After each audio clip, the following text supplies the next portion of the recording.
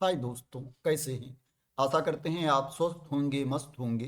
दोस्तों, अगर आप डीएलएड करना चाहते हैं, प्रारंभिक शिक्षा में डिप्लोमा करना चाहते हैं, तो आप लोगों के लिए अच्छी खबर है, गुड न्यूज है।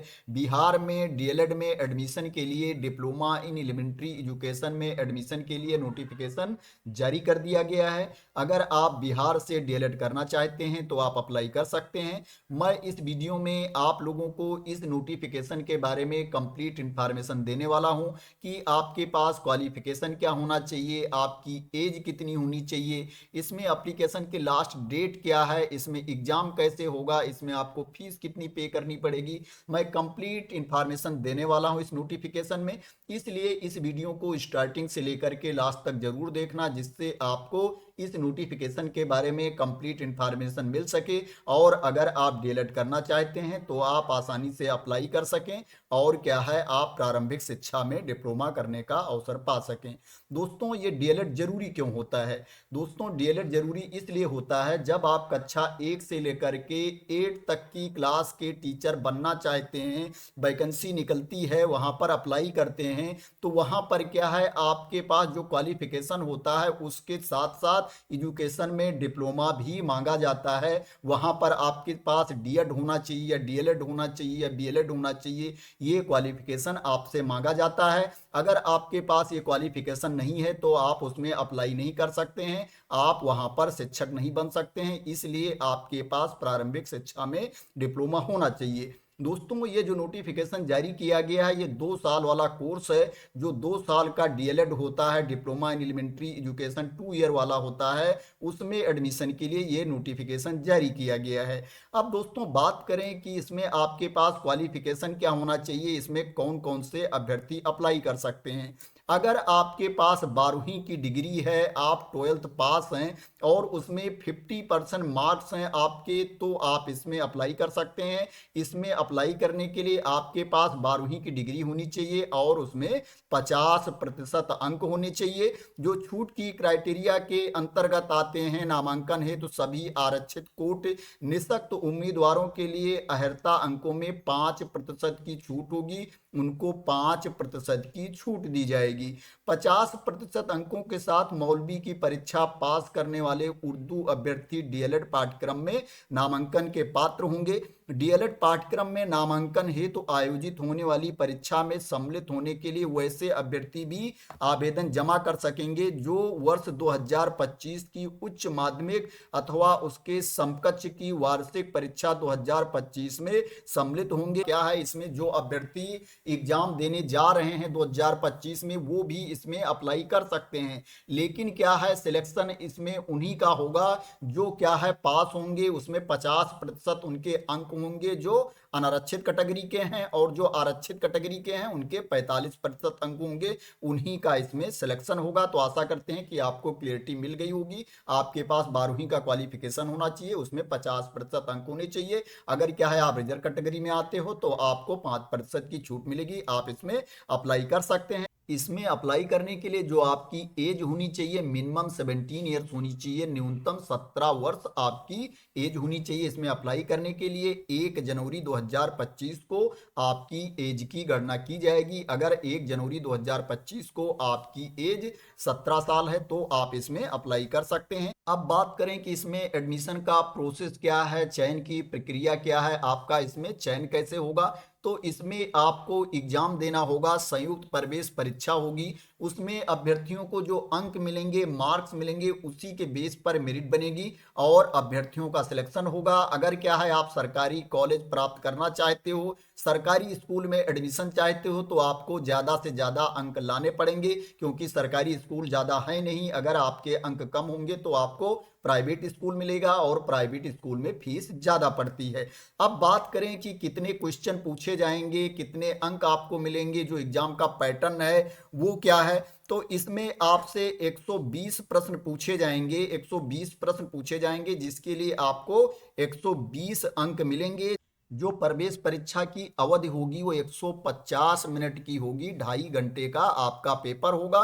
120 प्रश्न होंगे और क्या जो प्रश्न होंगे आपके वस्तुनिष्ठ बहुविकल्पीय प्रश्न होंगे, ऑब्जेक्टिव टाइप के आपके प्रश्न होंगे, उसी का आपको आंसर देना पड़ेगा। अगर बात करें कि किस सब्जेक्ट से कितने क्वेश्चन पूछे जाएंगे, सामान्य हिंदी या उर्दू से 25 प्रश्न पूछे जाएंगे, 25 अंक मिलेंगे। गणित से 25 प्रश्न पूछे जाएंगे, 25 अंक मिलेंगे। विज्ञान से 20 प्रश्न पूछे जाएंगे, 20 अंक मिलेंगे। सामाजिक अध्ययन से सोशल स्टडीज से 20 प्रश्न पूछे जाएंगे, 20 अंक आपको मिलेंगे। सामान्य अंग्रेजी से 20 प्रश्न पूछे जाएंगे, 20 अंक मिलेंगे। लॉजिकल एंड एनालिटिकल रीजनिंग से तार्किक एवं विश्लेषणात्मक क्षमता से 10 प्रश्न पूछे जाएंगे, 10 अंक मिलेंगे। कुल 120 प्रश्न पूछे जाएंगे, 120 अंक मिलेंगे। प्रत्येक सही उत्तर के लिए 1 अंक दिया जाएगा। इसमें आपको न्यूनतम अंक लाना पड़ेगा, मिनिमम क्वालिफाइंग मार्क्स लाना पड़ेगा, तभी क्या है आप मेरिट लिस्ट में शामिल किए जाओगे। डीएलएड संयुक्त प्रवेश परीक्षा में उत्तीर्णता है तो न्यूनतम अर्हतांक जो है वो क्या है, अनारक्षित श्रेणी के लिए 35% है और आरक्षित श्रेणी के लिए 30% होगा। अगर आप अनरिजर्व कैटेगरी में आते हो तो आपको 35% लाना अनिवार्य है, और अगर आप रिजर्व कैटेगरी में आते हो तो आपको 30% लाना अनिवार्य है, तभी आप मेरिट लिस्ट में शामिल किए जाओगे। अगर बात करें कि इसमें आपको फीस कितना पे करना पड़ेगा, तो सामान्य कोटि के अभ्यर्थियों के लिए, आर्थिक रूप से कमजोर सामान्य कोटि के अभ्यर्थियों के लिए, पिछड़ा वर्ग के लिए, अत्यंत पिछड़ा वर्ग के लिए जो फीस है 960 रुपए है। अनुसूचित जात, अनुसूचित जनजात और दिव्यांग अभ्यर्थियों के लिए जो फीस है 760 रुपए है। अगर आप रिजर्व कैटेगरी में आते हो तो आपको 760 रुपीज फीस पे करना पड़ेगा। अगर आप अनरिजर्व कैटेगरी में आते हो तो आपको 960 रुपीज फीस पे करना पड़ेगा, 960 रुपए फीस आपको पे करना पड़ेगा। अगर बात करें कि एप्लीकेशन की डेट क्या है, आवेदन की तिथि क्या है, तो 11 जनवरी 2025 से आपका एप्लीकेशन स्टार्ट है, और जो एप्लीकेशन की लास्ट डेट है वो 22 जनवरी 2025 है। 22 जनवरी 2025 तक आप इसमें अप्लाई कर सकते हैं। जो ऑनलाइन वेबसाइट है समिति की वो है dledbihar.com, इस पर जाकर के आपको अप्लाई करना है। इस एग्जाम में नॉर्मलाइजेशन फॉलो किया जाएगा, नॉर्मलाइजेशन प्रक्रिया अपना करके रिजल्ट जारी किया जाएगा। यहाँ पर पहले ही बता दिया गया है, अभी जो बीपीएससी का एग्जाम हुआ था 17वीं संयुक्त प्रारंभिक परीक्षा का, उसमें क्या है हंगामा हुआ था नॉर्मलाइजेशन को लेकर के, तो यहाँ पर क्लियर कर दिया गया है कि इस एग्जाम में नॉर्मलाइजेशन अपनाया जाएगा। जो रिजल्ट जारी किया जाएगा वो नॉर्मलाइजेशन विधि अपनाकर परीक्षा फल प्रकाशित किया जाएगा। इसमें आपको आवेदन कैसे करना है, अप्लाई कैसे करना है, उसके बारे में भी यहाँ पर बताया गया है कि उसका प्रोसेस क्या है। सबसे पहले आपको dledbihar.com पर जाना है। इस पर जा करके आपको रजिस्ट्रेशन करना है। रजिस्ट्रेशन करने के बाद आपको फॉर्म को भरना है, फॉर्म को फिल करना है। उसके बाद क्या है, परीक्षा शुल्क का भुगतान करना है, फीस का पेमेंट करना है।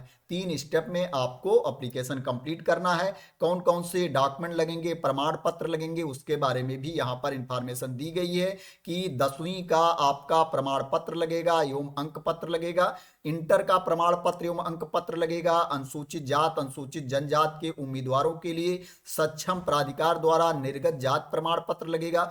अत्यंत पिछड़ा वर्ग के उम्मीदवारों के लिए सक्षम प्राधिकार द्वारा निर्गत क्रीमी लेयर रहित अद्यतन प्रमाण पत्र लगेगा।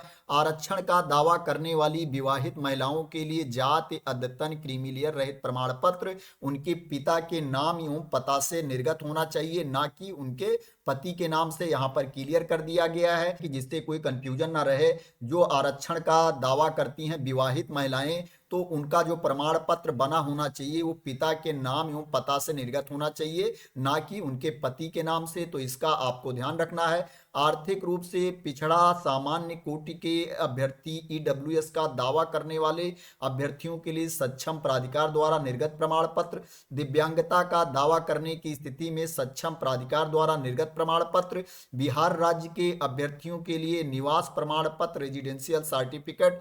बिहार राज्य निवासी सेवारत, सेवानिवृत्त, दिवंगत भूतपूर्व सैनिक के लिए क्या है, उसका प्रमाण पत्र लगेगा, सक्षम प्राधिकार द्वारा निर्गत प्रमाण पत्र। यूजर आईडी एवं पासवर्ड को अभ्यर्थी भविष्य के लिए अपने पास सुरक्षित रख लेंगे एवं इसकी गोपनीयता बनाए रखेंगे। इस यूजर आईडी एवं पासवर्ड को समिति कार्यालय में कदापि ना भेजें। इस यूजर आईडी एवं पासवर्ड के माध्यम से अभ्यर्थी ऑनलाइन परीक्षा आवेदन पत्र में किसी भी प्रकार के त्रुटिपूर्ण विवरण ऑनलाइन परीक्षा आवेदन पत्र भरने की अंतिम तिथि के बाद अपलोडेड डमी एडमिट कार्ड को डाउनलोड कर समिति के उक्त वेबसाइट पर जाकर सुधार कर सकेंगे।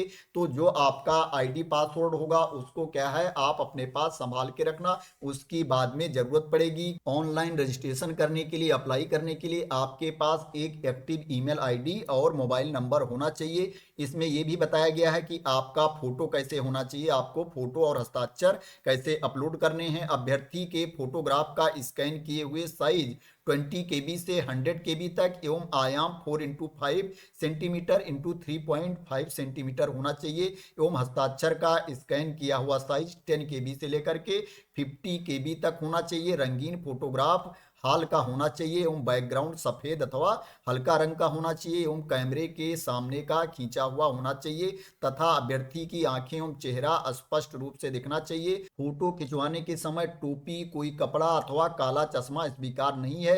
यदि फोटोग्राफ में लाल आंख रेड आई इफेक्ट का प्रभाव है तो कृपया इसे एडिट कर हटा दें। तो इस तरह से आपका फोटो और सिग्नेचर होना चाहिए। जो फोटो का साइज होना चाहिए वो 100 KB से ज़्यादा नहीं होना चाहिए और 20 KB से कम नहीं होना चाहिए। जो सिग्नेचर का साइज है वो 10 KB से कम नहीं होना चाहिए और 50 KB से ज़्यादा नहीं होना चाहिए। तो ये इंपॉर्टेंट इंफॉर्मेशन थी इस नोटिफिकेशन के बारे में। इसमें क्या है अभी एग्जाम डेट के बारे में नहीं बताई गई है, लेकिन जो पहले कैलेंडर जारी किया गया था उसमें क्या है एग्जाम डेट के बारे में क्लियरिटी दे दी गई थी कि आपका एग्जाम कब तक हो सकता है, आपका एडमिट कार्ड कब तक आ सकता है। दोस्तों जो एग्जाम कैलेंडर जारी किया गया था उसके अकॉर्डिंग जो एक्सपेक्टेड आपका एग्जाम है दोस्तों वो फरवरी मार्च में आपका एग्जाम हो सकता है, फरवरी के लास्ट में या मार्च के फर्स्ट वीक में आपका एग्जाम हो सकता है। कैलेंडर के अकॉर्डिंग ये एक्सपेक्टेड है, अभी इस नोटिफिकेशन में नहीं बताया गया है। जो आपका रिजल्ट जारी हो सकता है वो अप्रैल में 15 अप्रैल तक आपका रिजल्ट जारी हो सकता है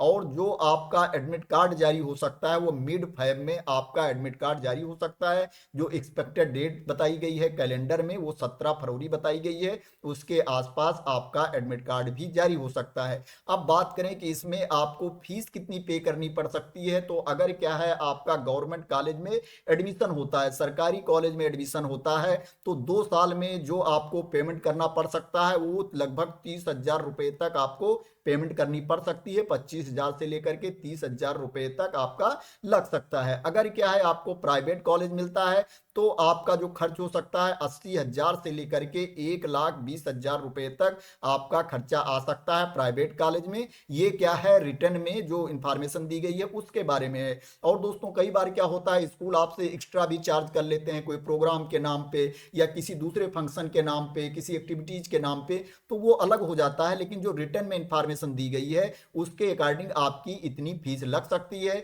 तो दोस्तों अगर आप सरकारी कॉलेज चाहते हो, सरकारी कॉलेज में एडमिशन चाहते हो कि आपकी फीस कम लगे तो आपको ज़्यादा मेहनत करनी पड़ेगी, आपको ज़्यादा अंक लाने पड़ेंगे क्योंकि सरकारी कॉलेज बहुत ज़्यादा नहीं है, ये तो आपको भी पता है। तो दोस्तों आशा करते हैं कि आपको मोस्ट इंपॉर्टेंट इंफॉर्मेशन मिल गई होगी इस नोटिफिकेशन के बारे में जो डीएलएड में एडमिशन के लिए नोटिफिकेशन जारी किया गया है, जो संयुक्त प्रवेश परीक्षा होने वाली है डीएलएड के लिए। दोस्तों अगर आपको क्लियरिटी मिल गई हो तो इस वीडियो को लाइक कर देना, शेयर कर देना और मेरे चैनल को सब्सक्राइब ना किया हो तो सब्सक्राइब कर लेना। इसी तरह की इंपॉर्टेंट अपडेट के लिए, इंफॉर्मेशन के लिए, वैकेंसी की न्यूज के लिए। दोस्तों जो आपका एप्लीकेशन स्टार्ट है 11 जनवरी से स्टार्ट है और 22 जनवरी 2025 तक आप इसमें अप्लाई कर सकते हैं। जो अप्लाई करने की वेबसाइट है अगेन क्लियर कर देता हूं, dledbihar.com ये अप्लाई करने की वेबसाइट है। इसी वेबसाइट पर आपको जाना है, इस वेबसाइट पर जा करके आप अप्लाई कर सकते हैं। तो थैंक यू सो मच दोस्तों फॉर वॉचिंग।